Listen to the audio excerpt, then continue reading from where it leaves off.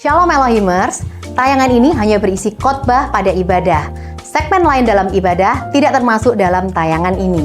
Kami sangat mengharapkan Bapak Ibu Saudara dapat hadir secara onsite untuk mengikuti keseluruhan ibadah yang ada di GPDI Elohim Sidoarjo. Tuhan Yesus memberkati. Baik, mari Bapak Ibu kita akan perhatikan firman Allah pada pagi hari ini. Saudara buka Alkitab saudara di kitab Daniel pasal yang ketiga. Tetapi sebelum itu saya ceritakan tentang satu kisah terlebih dahulu saudara. Ada seorang tokoh Kristen ratusan tahun memang yang sudah lalu ya pada zaman dahulu namanya Athanasius ya. Athanasius. Dia adalah seorang Kristen yang luar biasa, seorang Kristen yang berani, yang teguh punya pendirian, saudara, teguh mempertahankan kebenaran, ya, walaupun orang seringkali menganggap orang ini ya keberanian, ya. Banyak orang menuduhnya, Athanasius kamu tuh sombong, keras kepala, berpikiran sempit. Satu saat saudara kaisar, pada saat itu namanya Kaisar Theodosius, itu berkata kepada Athanasius, Athanasius, seluruh dunia itu melawan kamu, digituin. Tetapi apa jawab Athanasius, anak Tuhan yang saleh ini? Athanasius, seluruh dunia menentang kamu. Athanasius menjawab dengan berani, kalau begitu aku, Athanasius, berdiri sendiri melawan dunia ini. Saudara, ini bukan satu pernyataan yang sombong, tapi ini satu keberanian yang dipunyai oleh Athanasius untuk di tengah-tengah dunia, arus dunia yang secara mayoritas bergerak melawan Allah, melawan segala kebenaran firman Tuhan, dia tetap berdiri sendiri. Nah saudara, dibutuhkan keberanian untuk berdiri seorang diri di tengah-tengah keadaan atau masyarakat yang bergerak melawan kita. Semakin hari kita melihat saudara, bahkan semakin kita menyadari bahwa ada saatnya kita dituntut untuk sebagai anak Tuhan berdiri sendiri, saudara. Ya. Saudara di kantor, di tengah-tengah lingkungan kerja saudara. Kadang-kadang kita harus berdiri sendirian dan mempertahankan kebenaran iman kita. Mungkin di sekolah, di tempat kerja, di lingkungan, di tempat di mana saudara tinggal, ya. Ketika dunia semakin gelap, ketika dunia semakin jahat saudara, ketika saudara lingkungan dunia di mana saudara ada semakin menekan iman percaya kita, dapatkah kita juga berani seperti Athanasius berkata, silakan orang-orang berjalan menurut apa yang mereka mau, tapi aku tetap mau melayani Tuhan, aku mempunyai pendirian yang teguh di dalam Tuhan. Dan saya kira hal ini harus saudara ajarkan juga saudara, kepada anak-anak kita. Sebab anak-anak kita mengalami banyak tantangan mungkin ya, lebih besar daripada apa yang saya dan saudara alami pada waktu-waktu yang lewat. Kita akan mengajar generasi mendatang ini, termasuk saya dan saudara, untuk berani berdiri sendiri di tengah-tengah arus dunia ini yang berlawanan. Saudara. Itu bukan keras kepala, itu bukan kesombongan. Orang mungkin berkata, kamu pikirannya sempit. Tetapi saudara, kita mengajar bahwa kita berdiri bagi Yesus. Kita berdiri di atas firman Allah, berdiri di atas firman prinsip-prinsip firman Allah. Dan membela apa yang benar, membela apa yang adil. Saudara, sesuai dengan firman Tuhan. Nah, kita sudah siapkan Daniel pasal 3. Saya hanya meringkaskan saja, saudara sudah sama-sama tahu, ini kisah yang sangat terkenal dari sekolah minggu ayat 1 sampai 7, ya saudara, tentang 3 pemuda Ibrani, Sadrah, Mesakh, dan Abednego, ya 3 pemuda orang Yahudi yang kita tahu sama-sama menolak untuk menyembah patung yang didirikan oleh Raja Babil yang terkenal itu Raja Nebukadnezar, dan mereka terancam barang siapa yang tidak mau tunduk menyembah patung besar Nebukadnezar akan dilemparkan ke dalam dapur api yang menyala-nyala, saudara. Ya, kisah ini saya kira memang betul-betul terjadi ribuan tahun yang telah lewat pada masa Daniel dalam kitab Daniel. Tapi Bapak Ibu, Setiap kisah-kisah dalam Alkitab tentu mempunyai pelajarannya untuk kita. Apalagi kita yang hidup pada zaman akhir. Saya percaya saudara, apa yang dialami oleh Daniel dan oleh ketiga temannya menghadapi tantangan yang disampaikan oleh bangsa Babel saat itu di bawah kepemimpinan Raja Nebukadnezar, itu merupakan gambaran tentang apa yang kita juga akan alami di zaman akhir ini. Tuhan bukan hanya bicara tentang apa yang sudah terjadi di masa lalu, tapi itu merupakan pelajaran, merupakan gambaran tentang apa yang Allah mau juga, saudara, ada di dalam setiap kehidupan kita, orang-orang yang ada di zaman akhir ini. Ya, apa yang Allah katakan dulu, Dia juga katakan lagi pada zaman sekarang ini, supaya saudara melalui 3 pemuda Ibrani ini yang berani berdiri sendirian di tengah-tengah banyak orang, seluruh penduduk Babel sujud menyembah patung Nebukadnezar. Saudara, saya mau bilang begini, cepat atau lambat iman kita akan diuji. Ya. Saudara, pada saat itulah kita harus berani berdiri seorang diri seperti yang sudah dicanangkan oleh Athanasius. Saudara, mari kita lihat pribadi ini Nebukadnezar. Nebukadnezar Raja Babel ada seorang yang haus kekuasaan, haus pujian. Ya, dia seorang yang dipenuhi rasa mementingkan diri sendiri. Dia begitu, egonya begitu besar sampai satu saat dia perintahkan untuk mendirikan patung yang menggambarkan kemegahan dirinya dan memerintahkan semua orang menyembah patung tersebut. Saudara dapat bayangkan patung raksasa berdiri menjulang tinggi, ini bukan patung sebesar tubuh saya atau sebesar apa, tapi seperti saudara pernah lihat mungkin roket yang mau diluncurkan ke ruang angkasa, saudara. Saudara mungkin seperti rudal yang siap diluncurkan. Pemerintah bangsa Babel saat itu, ya, Raja Nebukadnezar berkata, kalian semua harus sujud menyembah patung yang saya dirikan.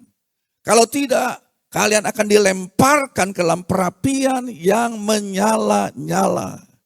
Satu perintah ini cukup untuk membuat seluruh lapisan masyarakat dari atas sampai ke bawah yang ada, saudara, di negara Babel, ribuan, puluhan ribu, mungkin ratusan ribu sujud menyembah patung Nebukadnezar yang berdiri megah, begitu tinggi besar, saudara, dari emas kepalanya. Tetapi, saudara, kita sudah melihat, tidak semua yang mau sujud menyembah patung tersebut. Ya. Tidak semua orang.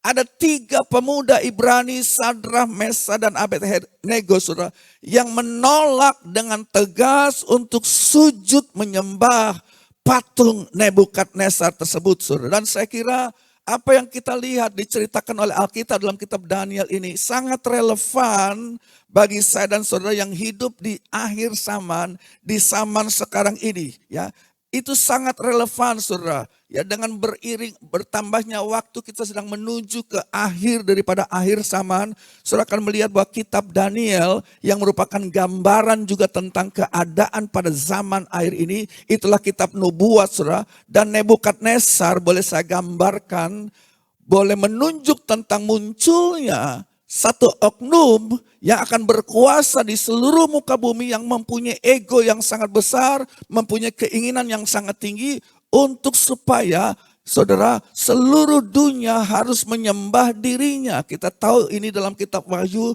oknum tersebut disebut sebagai antikristus yang akan juga mendirikan patung, saudara, bagi dirinya dan seluruh orang harus menyembah. Dan itu masih akan terjadi. Saya yakin tidak akan terlalu lama lagi. Di zaman di mana saya dan saudara hidup. Seorang manusia akan memerintah dunia ini, saudara.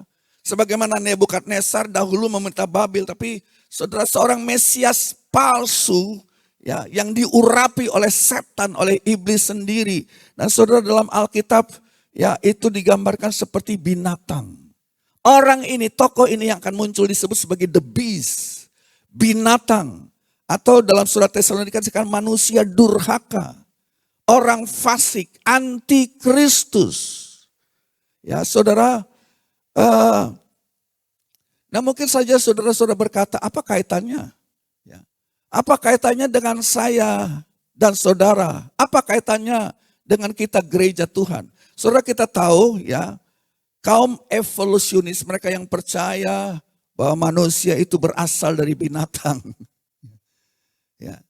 Kenapa kita tahu justru dalam Alkitab dikatakan satu saat saudara, dunia ini bergerak untuk satu saat menyembah seseorang yang digambarkan seperti binatang. Kaum evolusionis dunia ini yang percaya manusia tidak diciptakan Allah, tapi diciptakan atau berasal dari binatang. Namun saya berkata pada pagi hari ini manusia sekarang justru bergerak menuju penyembahan kepada satu objek manusia yang digambarkan seperti binatang buas. Binatang tersebut, kitab Wahyu, kitab Daniel katakan adalah antikristus. Tetapi sekali lagi saudara, mungkin saudara berkata apa kaitannya dengan saya? Apa kaitannya dengan saudara saya Elohimers? Kan kita sudah belajar bahwa ya kalau saudara baca 1 Yohanes pasal 2 ayat yang ke-18 ya, atau dalam kitab 1 Tesalonika dikatakan bahwa antikristus tidak akan muncul sebelum gereja akan disingkirkan. Saudara. Antikristus sebagai satu pribadi tidak bisa muncul, dia akan muncul setelah gereja Tuhan yang sempurna disingkirkan. Jadi kita tidak akan kena. Betul saudara. Tetapi tadi saya sudah katakan 1 Yohanes 2 ayat 18. Kita baca 1 Yohanes pasal 2 ayat 18. Rasul Yohanes berkata, anak-anakku, waktu inilah waktu yang terakhir. Dan seperti yang telah kamu dengar, seorang antikristus akan datang. Oke, seorang antikristus akan datang, tapi belum datang. Mungkin sudah ada, tapi belum muncul saudara secara kasat mata. Sudah ada seorang. Ya, seorang antikristus akan datang. Sekarang cuma perhatikan, sekarang telah bangkit banyak antikristus. Itulah tandanya katanya bahwa itu benar-benarlah waktu yang terakhir. Jadi saudara, antikristus akan muncul nanti. Pada masa 3,5 tahun aniaya besar. Tapi sebelum itu, dan itu merupakan tanda bahwa kita sudah hidup pada akhir zaman, akan muncul roh antikristus. Ya, banyak anti-kristus, anti-Kristen, anti pengurapan Allah yang ada di atas kehidupan saya dan saudara. Saudara, saya mau berikan ada 3 hal utama yang saya ingin sampaikan pagi hari ini dengan cepat saudara. Ya. Ketika kita melihat kisah 3 orang ini, 3 anak muda ini, Sadrah, Mesah, dan Abednego, yang menolak untuk sujud menyembah patung Nebukadnezar itu. Mari kita lihat yang pertama-tama kita belajar, ya, kalau kita mau berdiri seperti tema khotbah, kita mau berdiri bagi Kristus, ya, kita mau mempertahankan iman kita kepada Allah di tengah-tengah tantangan, saudara. Pertama-tama, mari kita lihat terlebih dahulu dahsyatnya tekanan yang dihadapi oleh 3 pemuda ini, saudara. Sekali lagi saudara, pada zaman itu ribuan tahun yang lalu dalam kitab Daniel pasal 3, saya sudah katakan bahwa Nebukadnezar menggambarkan si antikristus. Saya berikan beberapa data saja supaya saudara melihat bahwa ini gambaran tentang antikristus si Nebukadnezar ini. Ya, saudara, dalam Wahyu 13 ayat 13, ya, kalau kita baca itu Wahyu 13 ayat 13. Dan ia mengadakan tanda-tanda yang dahsyat, bahkan ia membuat api turun dari langit ke bumi di depan mata manusia. Ia menyesatkan mereka yang diam di bumi melalui mujizat-mujizat yang diberikan mereka kepadanya untuk dilakukan di hadapan binatang itu.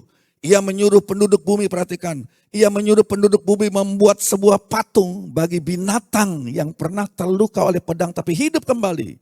Dan kepadanya diberikan kuasa untuk memberikan nafas kepada patung binatang itu. Sehingga patung itu dapat berbicara dan menyebabkan semua orang yang tidak mau menyembah patung itu dibunuh. Jadi ini kisah akan berulang, saudara.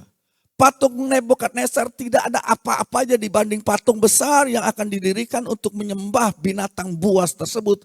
Sebab patung itu sekarang lebih canggih. Ya, bisa ngomong. Diberikan kemampuan saudara oleh antikristus, saudara, dia punya kuasa bagaimana saudara untuk bisa membuat patung itu ngomong, berbicara seperti orang hidup. Dan mungkin di zaman dulu 30 tahun lalu Ya waktu saya belajar firman Tuhan, bagaimana patung bisa dibikin, bisa bersuara, bisa hidup, bisa mikir. Tetapi saudara, dengan perkembangan ilmu pengetahuan teknologi sekarang ini, perhatikan robot-robot canggih akhir zaman itu luar biasa. Saudara. Ya makin lama bentuknya makin kayak manusia, bisa ngomong, bisa pikir. Ya saya tidak mengatakan bahwa ini adalah menggambarkan patung besar yang ya memang tanda-tandanya menuju ke sana. Tapi akan ada muncul sesuatu yang lebih jauh, lebih canggih saudara. Ya. Dan tujuannya adalah kita melihat tadi. Ya, ini sama seperti apa yang sudah digambarkan dalam saudara kitab Daniel. Ya, sebuah patung yang jauh lebih luar biasa akan dimunculkan oleh antikristus di akhir zaman ini untuk memuja, menyembah dirinya. Yang tidak mau menyembah, dibunuh. Nah, apalagi yang kita lihat bahwa Nebukadnezar menjadi bayangan daripada antikristus. Ada banyak angka 6, ada beberapa angka 6 juga. Ya, angka 6, 6, 6 di dalam hubungannya dengan patung Nebukadnezar. Kalau sudah perhatikan dalam Daniel pasal 3 ayat 1, ya, raja membuat sebuah patung emas yang tingginya 60 hasta, ada angka 6. Ya, 60 hasta tingginya dan lebarnya 6 hasta.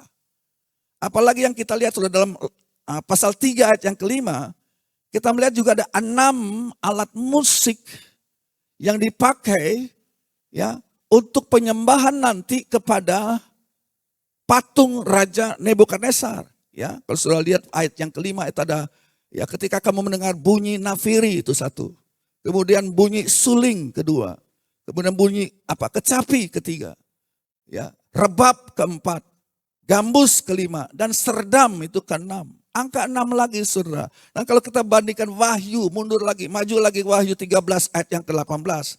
Inilah hikmat. Barang siapa mempunyai pengertian hendaklah ia menghitung bilangan binatang itu. Karena bilangan itu adalah bilangan seorang manusia. Dan bilangannya adalah 666 atau 666. Jadi Raja Nebukadnezar tidak dapat kita ragukan lagi merupakan lambang, gambaran dan nubuatan, ilustrasi tentang antikristus yang akan datang ya di zaman saya dan saudara. Satu orang itu akan muncul, tapi sebelum itu akan ada banyak antikristus. Saudara, dunia sedang menuju kepada satu sistem pemerintahan. Ya, dan saudara kita sekarang dapat merasakan ada antikristusnya sebagai satu pribadi belum kelihatan, tapi kita melihat roh antikristus. Sistem pemerintahan antikristus sedang dibentuk. Dan saudara kita hidup di zaman yang seperti itu. Dan saudara akan mendapat banyak tantangan saya mau katakan. Seperti 3 pemuda Ibrani dan puncaknya dunia, sistem antikristus akan meminta penyembahan dengan harga. Kalau kita tidak mau, nyawa kita bisa melayang. Saudara. Jadi ada tekanan yang luar biasa. Ini yang pertama yang kita lihat bahwa 3 pemuda Ibrani ini mengalami tekanan yang luar biasa. Ya, saudara, mari saya berikan mungkin penjelasan lebih jauh tekanan apa saja yang mereka alami. Saudara, kalau kita lihat yang pertama, ya, ini tekanan emosional, godaan atau tekanan emosional yang dialami oleh 3 pemuda Ibrani. Di ayat yang kelima kita lihat pada waktu kamu mendengar bunyi nafiri, suling, kecapi, rebab, gambus, serdam dan segala jenis alat musik, kamu harus sujud menyembah patung emas itu, saudara. Perhatikan, ya, Nebukadnezar memakai alat-alat musik. Ya, dan alat musik itu, saudara, berapa banyak yang saudara bersyukur kita mempunyai tim pujian penyembahan, para pemain musik yang memainkan alat musik dan itu menggugah emosi kita.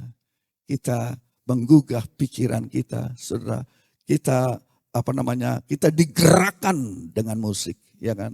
Ada musik yang bagus, musik yang positif, musik yang dipakai untuk membawa, menggerakkan orang untuk menyembah dan memuji, berpikir tentang Allah, belajar tentang Allah, akhirnya mengambil keputusan untuk memuji, menyembah, semuanya karena pengaruh emosional dari yang datang dari musik. Nah, ini musik-musik seperti ini dipakai dalam gereja Tuhan. Tetapi kita mengerti si iblis juga yang dulunya adalah pemusik, bukan dulunya, sampai sekarang dia adalah pemusik ulung. Alkitab katakan saudara dalam kitab Yeskiel kalau tidak salah, tubuhnya itulah atau kitab Yesaya, keberadaan saudara Lucifer sebelum dia jatuh, kalau dia ngomong itu seperti alat musik. Sebab tubuhnya tuh ada berbagai macam saudara alat-alat musik di tubuhnya seperti menyatu dengan dirinya. Jadi begitu dia ngomong itu seperti satu orkestrasi besar yang membuat orang saudara pada saat itu dia masih bagus menyembah Allah. Tapi sekarang dia jatuh dan dia masukkan saudara hal itu juga ke dalam sistem penyembahan di zaman akhir. Perhatikanlah musik-musik dunia ini, itulah sebabnya saudara, ya, kayaknya tidak ada waktu hari ini yang tidak dilakukan oleh anak-anak muda kita tanpa musik dan musik-musik duniawi yang menggugah, yang menguasai emosi. Ada tekanan emosional yang diberikan oleh musik-musik sistem antikristus dalam dunia ini yang membuat anak-anak muda kita bisa berubah pikirannya, bisa dipengaruhi pikirannya, saudara. Itu yang pertama, tekanan emosional. Nah, kita bersyukur ada musik-musik juga yang baik. Saya mendorong anak-anak muda di tempat ini, mari dengan ilham Roh Kudus tulis lagu-lagu yang dipenuhi dengan urapan Allah yang membawa orang, mempengaruhi orang secara emosional untuk memuji, menyembah Tuhan. Sebab di luar sana banyak artis-artis dunia yang gila, saudara, ya, yang dengan musiknya memberikan dampak-dampak yang rusak, dipengaruhi emosinya daripada banyak orang, muda atau tua.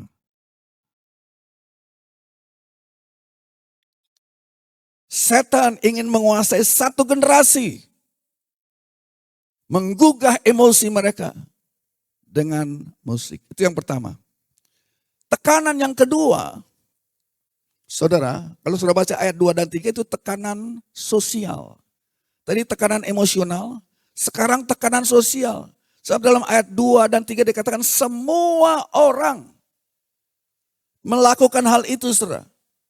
Di ayat yang keempat dikatakan bahwa semua orang akan melakukannya. Saudara perhatikan berbagai macam lapisan strata dalam masyarakat itu, saudara, berkumpul bersama di satu tempat untuk mengadakan penyembahan besar-besaran kepada patung Nebukadnezar. Kalau tidak ikut arus banyak, kalau tidak ikut saudara arus pengaruh sosial yang besar, sebab semua orang ikut. Jika tidak melangkah mengikuti irama yang sama dari arus besar sosial di akhir zaman ini. Jika saudara tidak melakukan apa yang diperintahkan pada zaman ini, saudara, maka saudara akan dipandang melawan. Saudara akan dipandang kamu hidup aneh, ya. Jadi saudara, dunia sekarang ini sedang bergerak sangat cepat menuju satu dunia, satu pemerintahan dunia. Ya, di dalamnya ada dorongan dan tekanan secara emosional melalui musik dan juga dorongan dan tekanan secara sosial. Semua orang sedang menuju ke sana secara sosial. Ya, jadi kita melihat ada pertama godaan emosional, dua ada dorongan sosial karena semua orang melakukannya. Kenapa kita tidak melakukan? Kita yang tidak mau ikut dianggap aneh. Yang ketiga, saudara, ada pemaksaan sistem. Pemaksaan sistem oleh satu sistem pada zaman itu yang otoriter. Ayat yang ke-6. Pemerintahan pada zaman Daniel itu, Sadra, Mesa, dan Abednego, dan itu akan terulang sampai ke zaman akhir ini. Satu sistem pemerintahan yang otoriter, yang berusaha menekan semua orang agar masuk dalam satu pola yang sama. Dan ini sebuah pemaksaan. Ya, dan kita bersyukur di bangsa negara yang merdeka sekarang Indonesia kita masih punya sistem yang bagus ya berdasarkan asas Pancasila, puji Tuhan. Ya, tetapi saudara, dunia sedang bergerak kepada satu sistem penyembahan yang akan dipaksakan, saudara. Satu sistem sosial yang akan dipaksakan. Ya. Yang keempat, kalau kita lihat dalam ayat yang ke-6, ini satu tekanan ini dalam bentuk pencemaran rohani. Pencemaran rohani yang keempat, ayat 6. Barang siapa tidak sujud menyembah, perhatikan itu, garis bawahi. bahwa si antikristus yang dititisi oleh roh setan, roh iblis, roh Lucifer, kepingin disembah. Ini pencemaran rohani. Kita diajar saudara bahwa Allah mencari apa? Penyembah-penyembah yang benar. Yang apa? Yang menyembah dalam roh dan kebenaran. Tapi iblis juga sudah sejak dari sorga. Ambisinya, obsesinya. Dia kepingin disembah. Dan iblis bekerja melalui berbagai macam cara untuk saudara menggenapkan obsesi ini. Yaitu supaya kita menyembah. Bukan Allah yang disembah. Iblis ingin disembah. Ya, coba kita lihat Wahyu pasal 13. Ayat 7 dan 8. Atau ayat 8. Dan semua orang yang diam di atas bumi akan menyembahnya. Itu setiap orang yang namanya tidak tertulis sejak dunia dijadikan. Dalam kitab kehidupan dari anak domba yang telah disembelih itu. Jadi saudara perhatikan.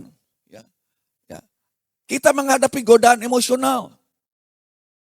Kita menghadapi dorongan-dorongan dan tekanan sosial. Kita menghadapi, boleh saya katakan mungkin ada pemaksaan-pemaksaan oleh sistem, ya sistem dalam tanda kutip yang otoriter. Dan saudara menghadapi pencemaran rohani yang mau mencemarkan iman penyembahan kita yang seharusnya milik Allah. Dibelokkan kepada penyembahan kepada manusia. Kepada penyembahan yang lain, saudara. Sebab iblis berada di balik segala macam penyembahan. Yang ada di dalam dunia ini di luar penyembahan kepada Allah. Itu semua termasuk dalam kelompok yang pertama. Ya. Jadi hal pertama yang kita sudah lihat dahsyatnya tekanan yang dialami oleh 3 pemuda Ibrani ini. Yang juga sama kita pun mengalaminya. Semakin hari akan semakin kuat. Dapatkah kita terus tetap berdiri seperti 3 pemuda Ibrani? Mereka tidak mau dan tidak mau terpengaruh dengan penyembahan Babilonia itu. Yang kedua sekarang saudara. Yang kedua yang kita soroti adalah iman yang dipunyai oleh 3 pemuda Ibrani. Ya, saya akan tunjukkan iman yang mereka pegang. Iman yang 3 pemuda Ibrani, Sadrak, Mesak, dan Abednego itu pegang. Saudara, 3 pemuda ini, mengapa mereka sanggup berdiri? Ya mereka bertiga, tapi mereka minoritas. Mereka sekarang berdiri sendirian. Berhadapan dengan satu sistem yang secara mayoritas. Saudara, melakukan penyembahan kepada sesuatu yang di luar Allah.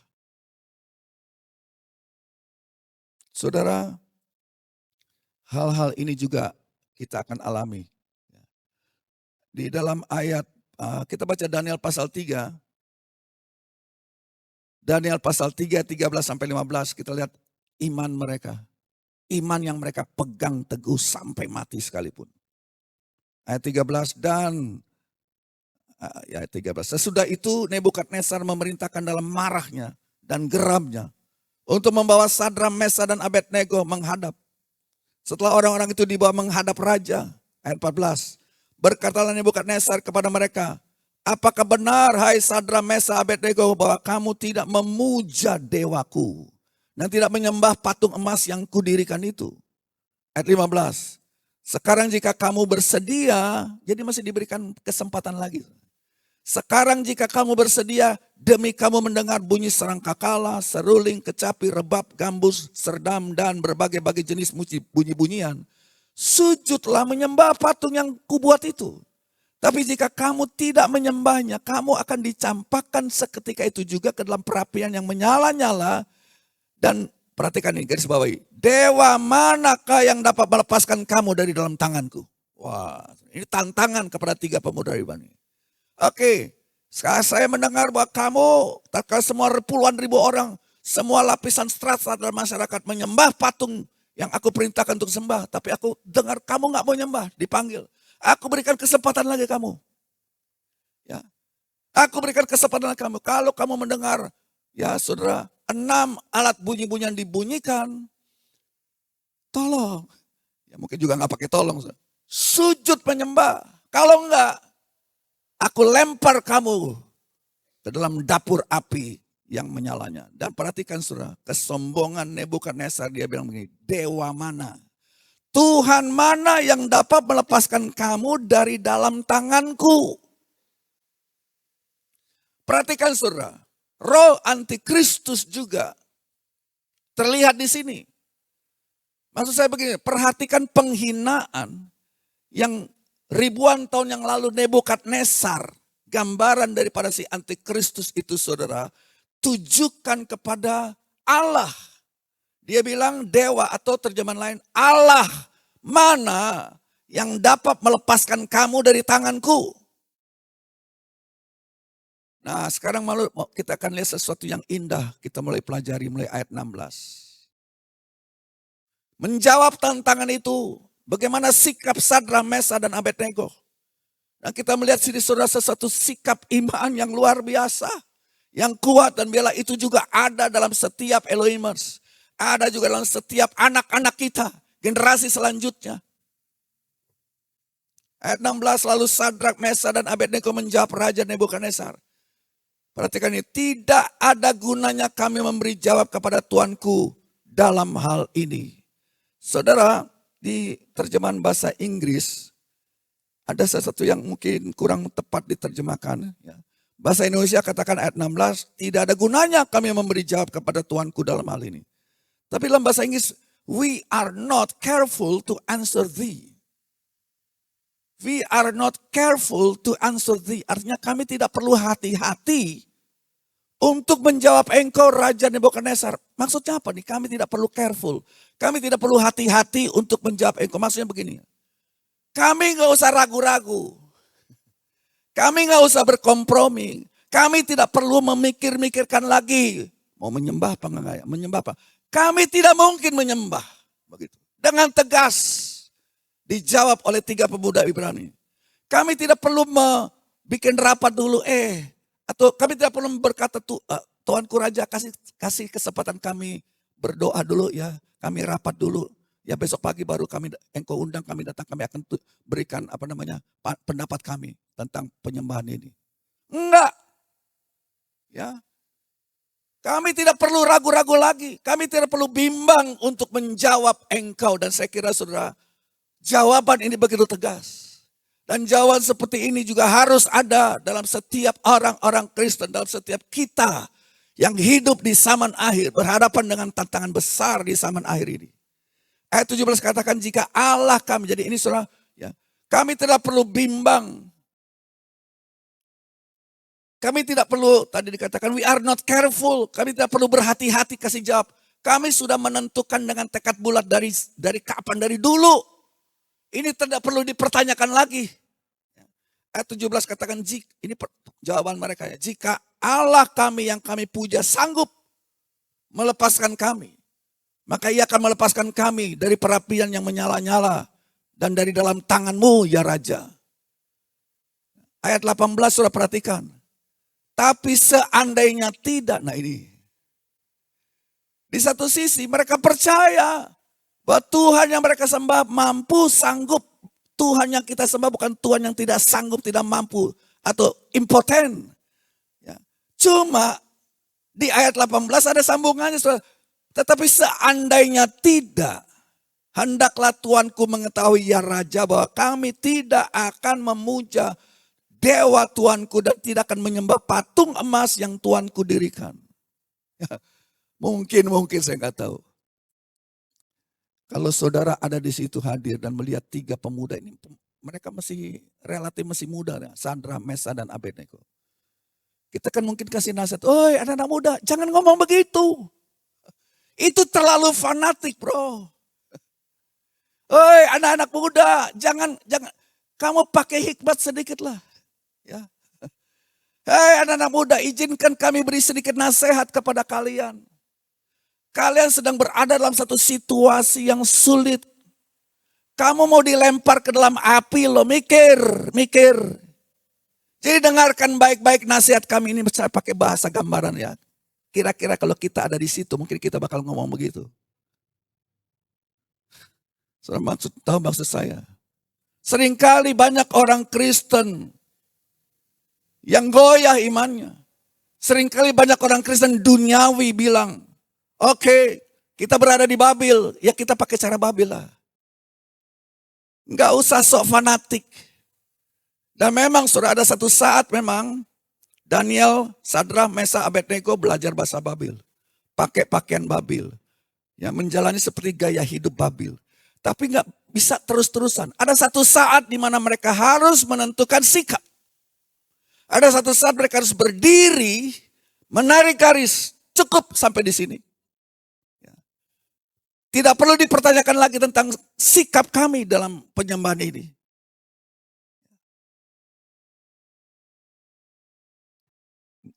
Ya, mungkin bisa ditampilkan sedikit gambar, satu gambar mungkin ada.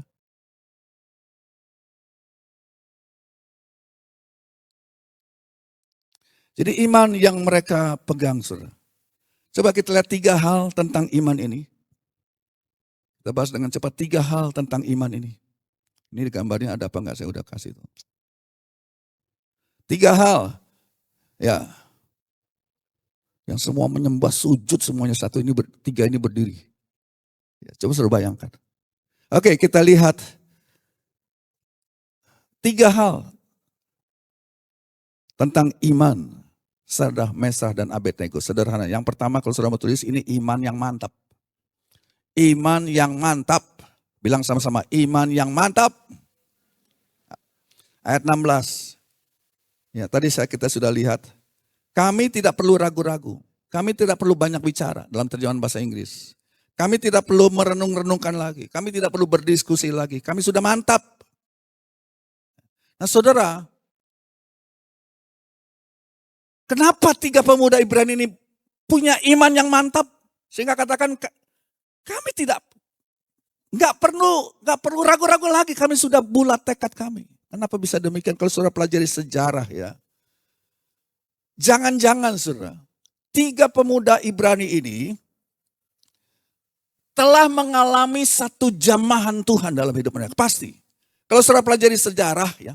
Mereka telah mengalami kebangunan rohani pada zaman Raja Yosia.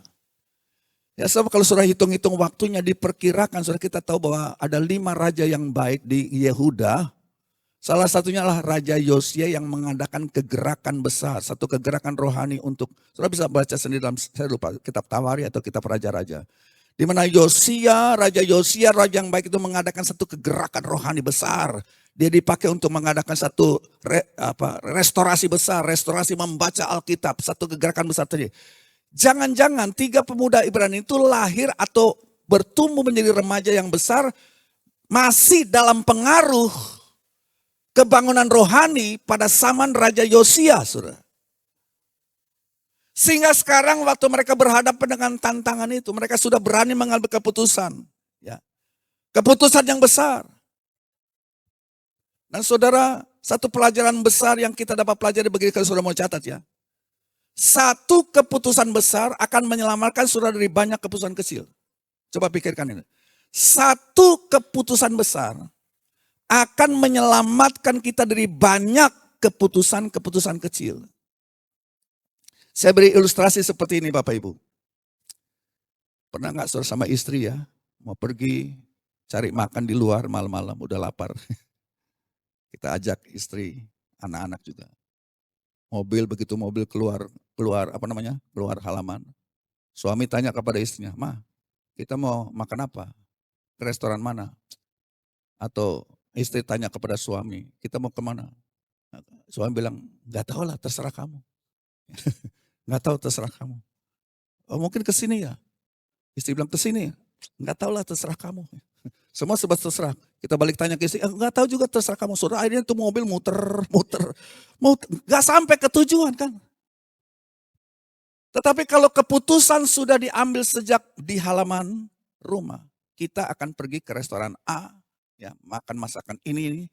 Begitu keluar dari halaman rumah, kita udah tahu mau pergi kemana, saudara. Sebab keputusan besar sudah diambil sejak awal. Dan saya yakin saudara, sejak awal waktu mereka muda dalam kegerakan besar yang dikerjakan di zaman Yosia, mereka sudah mengalami zaman Tuhan. Mereka sudah mantap dengan iman mereka. Itu sebabnya saudara kita perlu menancapkan Sunday Gang, anak-anak muda, Iwasi. Saudara ditanamkan iman yang begitu mantap sebab kalau mereka beranjak besar mereka akan berhadapan dengan tantangan-tantangan. Mereka tidak digoyahkan lagi. Kami sudah bulat. Kami sudah mengambil satu keputusan besar. Kalau saudara sudah mengambil satu keputusan besar, otomatis langkah-langkah berikutnya saudara akan menjadi mudah. Ya. Kalau kita sudah mengambil satu keputusan besar, maka langkah berikutnya menjadi otomatis saja. Tinggal mengikuti langkah besar yang kita sudah lakukan. Itu yang pertama. Iman yang mantap. Yang kedua, saudara, iman yang kuat. Iman yang kuat ayat 17. Ayat 17 kita lihat tadi, mereka berkata, Allah kami sanggup. Bilang sama-sama, Allah kami sanggup. Ini jawaban atas tantangan Nebukadnezar bilang, adakah Allah yang dapat melepaskan engkau dari tangan kami? Dijawab, Allah kami sanggup. Ini iman yang kuat. Dalam kitab Nabi Yeremia, saudara, saya kira pemuda-pemuda Ibrani ini percaya kitab Yeremia mengatakan, berserulah kepadaku pada hari kesesakanmu, aku akan melepaskan engkau. Iman yang kuat.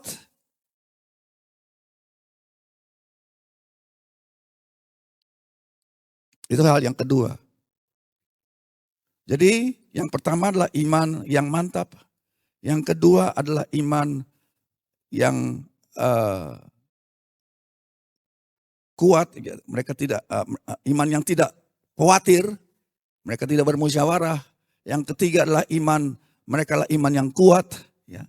Yang terakhir, yang keempat adalah iman yang teguh. Nah ini perhatikan nomor 4 ini. Iman yang teguh, ayat 18. Tadi kita sudah lihat. Kami percaya Tuhan kami sanggup melepaskan daripada tangan engkau. Engkau menantang Tuhan kami. Tuhan mana yang dapat melepaskan kami dari tangan, kamu dari tangan kami. Dijawab oleh pemuda Ibrani, kami kenal satu Tuhan. Iman mereka kuat. Allah kami sanggup melepaskan kami. Cuma yang keempat ini, saya sebut sebagai iman yang teguh. Sebab di ayat 18 katakan, mereka bilang begini, tetapi seandainya tidak. Mereka bukan kurang iman. Seandainya tidak. Ketahuilah hai raja, kami tidak juga akan beribadah kepada dewa-dewamu. Ataupun menyembah patung emas yang engkau dirikan. Jadi kami tahu Allah kami sanggup. Tentang hal tersebut kami tidak perlu ragu-ragu kembali, kami sudah tekad bulat. Tetapi saudara, ada catatan tambahan lagi. Kalau toh tidak, seandainya tidak, saudara, saya kira kata-kata ini kita juga harus ambil menjadi bahagian iman kita. Ini bukan lemah iman. Ya. Sebab dikatakan seandainya tidak. Apa maksudnya ini? Apa maksudnya Allah tuh nggak sanggup? Oh, di yang ketiga kita sudah lihat Allah sanggup. Apakah ini maksudnya Allah tidak sanggup melepaskan mereka? Tidak juga, saudara. Jadi perhatikan, 3 pemuda Ibrani sama sekali tidak meragukan kuasa Allah. Bukan itu persoalannya. Ya, mereka menyadari bahwa begini, saudara. Mereka menyadari bahwa mungkin saja Allah, perhatikan, Allah di dalam kedaulatannya menghendaki, mengizinkan bahwa ketiga pemuda ini mati di dalam api. Mungkin opsi itu bisa terjadi. Allah di dalam kedaulatannya, dalam kehendaknya yang seringkali mungkin kita tidak mengerti, mengizinkan 3 pemuda Ibrani itu harus mati terbakar. Kalaupun itu terjadi, seandainya Tuhan pun tidak menolong, tolong catat. Kami tidak akan merubah iman kami. Ini iman yang kuat. Nah saudara saya kira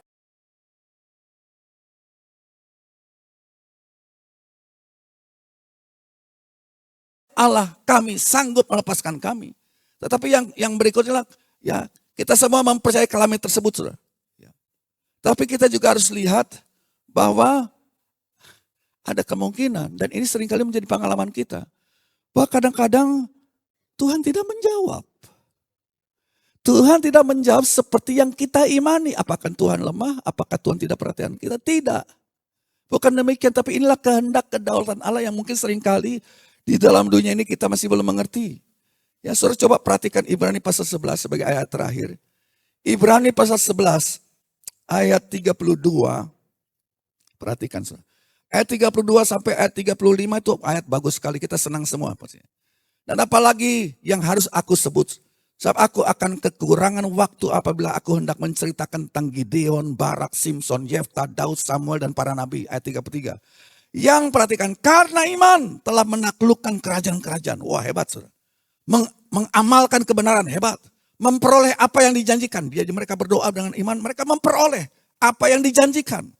Allah sanggup memberikan apa yang sudah dijanjikan. Apalagi, menutup mulut-mulut singa. Ini pengalaman Daniel. Menutup mulut singa, apalagi? Ayat 34, memadamkan api yang dahsyat. Ini pengalaman 3 pemuda Ibrani. Mereka telah luput dari mata pedang. Telah beroleh kekuatan dalam kelemahan. Telah menjadi kuat dalam peperangan dan telah memukul mundur. Perhatikan, memukul mundur pasukan-pasukan tentara asing. Seperti Yefta, Simson, memukul mundur musuh-musuhnya. Ayat 35, ibu-ibu telah menerima kembali orang-orang yang telah mati. Jadi ibu-ibu ini punya iman, ya anaknya udah mati, hidup lagi. Itu pengalaman-pengalaman yang kita semua kepingin. Bukan? Nah kita cuma jangan berhenti cuma sampai baca di ayat-ayat itu. Sebab ayatnya belum selesai. Kalau pembacaan kita di Ibrani 11 cuma berhenti sampai ayat 35. Ya. Semua kita orang Kristen berkata, oh saya mau yang seperti itu. Kita semua senang mendengar kisah-kisah berkemenangan dalam Alkitab.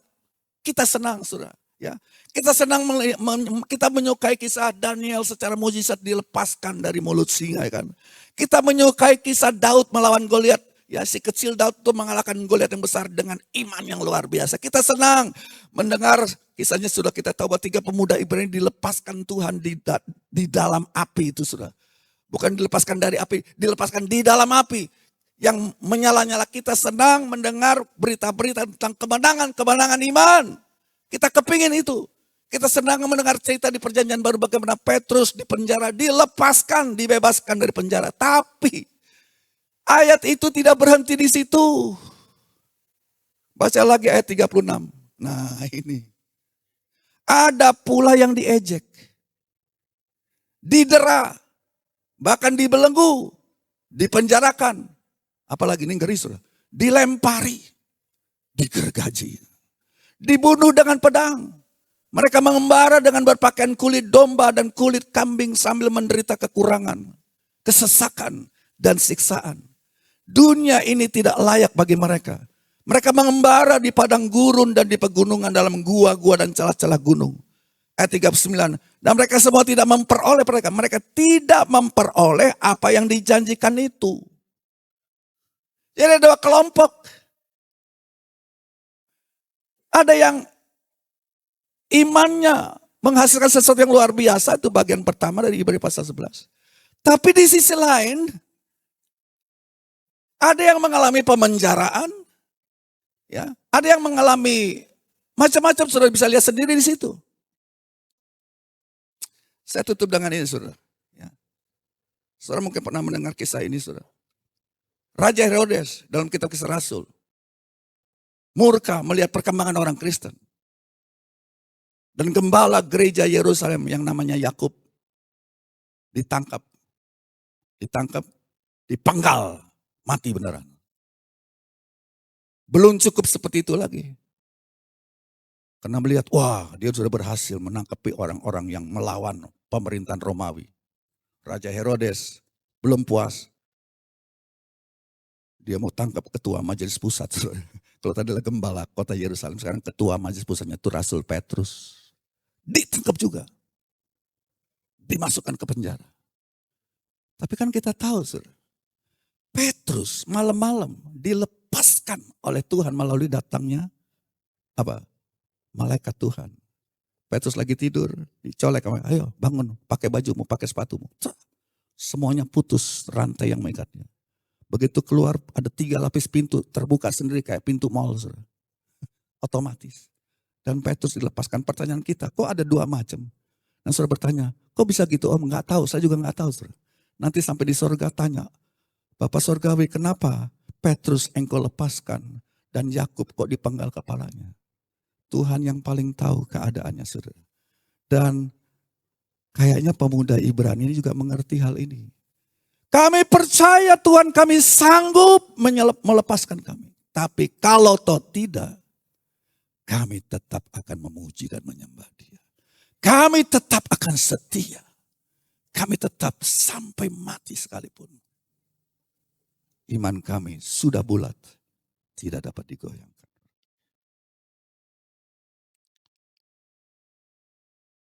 Jadi saudara, iman mereka, 3 pemuda Ibrani mempunyai iman yang mantap. Mereka bilang kami tidak perlu mikir-mikir lagi, kami sudah tekad bulat. Itu yang pertama.